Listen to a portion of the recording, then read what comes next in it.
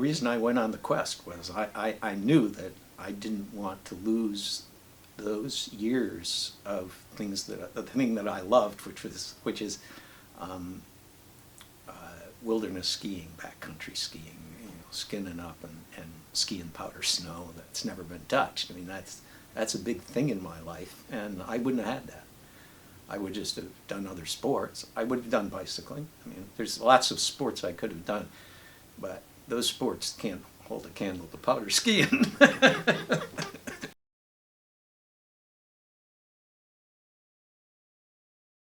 My name is Brian, and Dr. Stone helped me with first with a meniscus allograft on my left knee, and then with a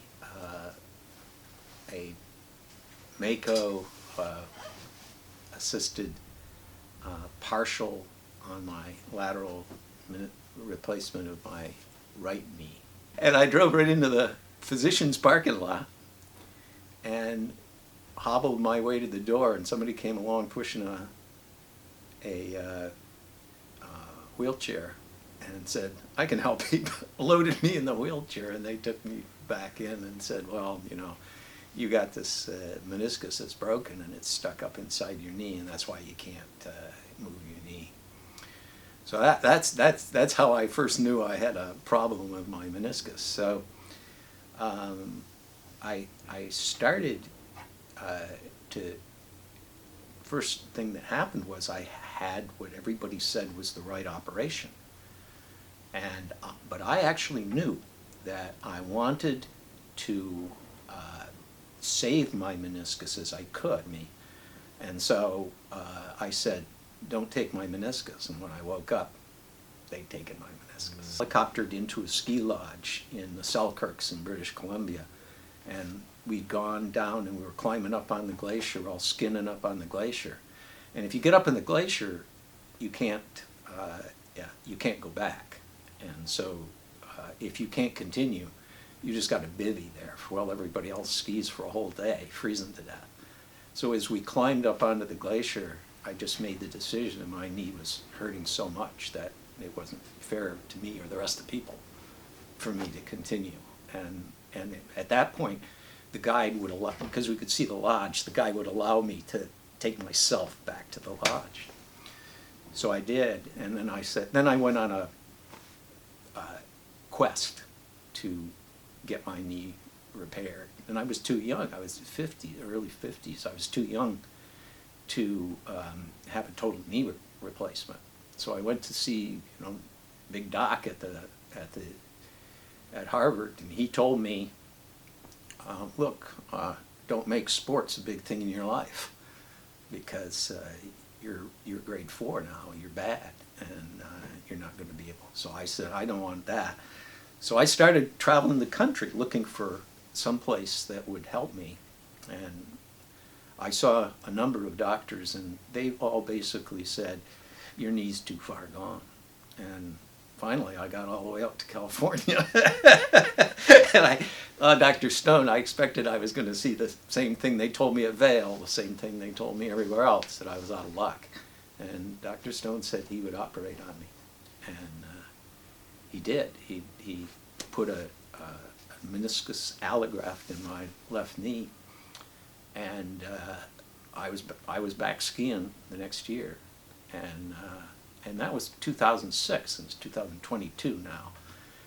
And the last 2 years, I've known that I can do just about everything except skiing, which puts a high load on it. So I said, let's fix that. So I'm here to get the partial on the left side, which is replacing that meniscus allograft that Dr. Stone had done in 2006.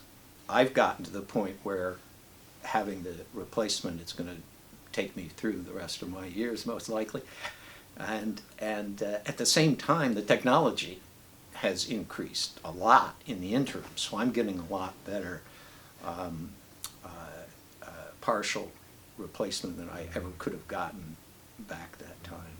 I guess anybody that skis powder knows that there's no kind of transcendent feeling like those perfect days with the powder snow. And when you're climbing up on your own with skins, you're earning those turns, and those are the best turns, and that's the best snow, and that's the best place in the world.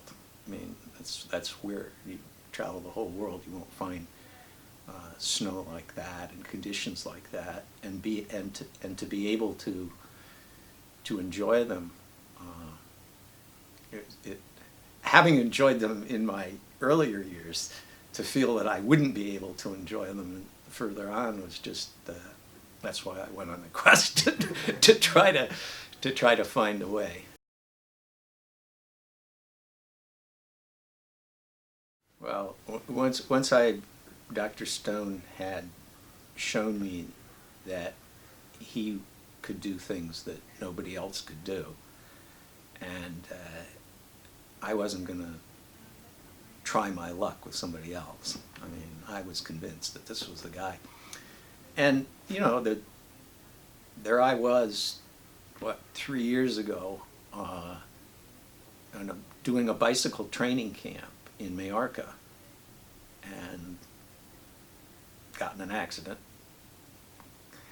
Long day, coming back, going around the roundabout to come into the hotel, all the way at the end of the ride, and the guy in front of me throws out the anchor, and pile-up happened, broke my clavicle.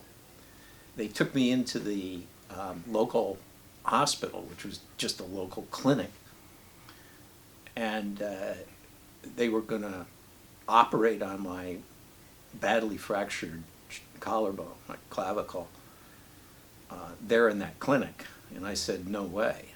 I took out my phone, I called Stone. I said, making my way. He said, okay, show up. And they told me, you have to have the operation here. We can only give you 48 hours before we have to keep you here. And I said, okay, well, stabilize me. I'm getting on an airplane. So they stabilized me, gave me 48 hours, and with a broken clavicle and the whole 9 yards, I bundled myself onto an airplane, and it was 11-hour flight. It was a 4-hour flight, an overnight in Copenhagen, and 11-hour through to San Francisco, show up at the emergency room. The emergency room they took me to in San Francisco, they said, oh yeah, you got a badly broken. And moreover, what's happened in the interim is you've thrown blood clots into your lungs. There was all sorts of problems when they got me to the emergency room. And I told them that Dr. Stone was going to operate on me. And the next day, Dr. Stone showed up at my bedside, and he operated me in that hospital with his surgical team on my clavicle. That's how much I trust the guy. I wouldn't have anybody else. I'm really looking forward to getting back to the powder skiing. Mostly, that's what. With the knee, I was able to bicycle. There's lots of sports I'm able to do. I can train and I can bicycle. I can windsurf, but the skiing is the thing that I miss most. So I'm really looking forward, with my 2 bulletproof knees, to be back doing that. Yeah, because we assisted you replacing your other knee, right? Yeah, how does it work for you, right? Like, how rigorous are you with it? How much do you think about it? You know, how is it holding up for you, kind of day to day in your activities and things like that? The first thing is it's not going to get better. I mean, if you don't do something about it, like an operation that makes the knee work again. A lot of people will tell you, oh, exercise, oh, take ibuprofen, oh, do these various things, glucosamine, and so on. But all that's going to lead to, in my experience, is disappointment. And you don't have that many years in your life to be disappointed like that with your body. So people will encourage you to think that various kinds of supplements and exercises will take the place of of the kind of operation that Dr. Stone does, and it's just not true. If you want to get back, you have to go through the difficulty of the operation and the recovery.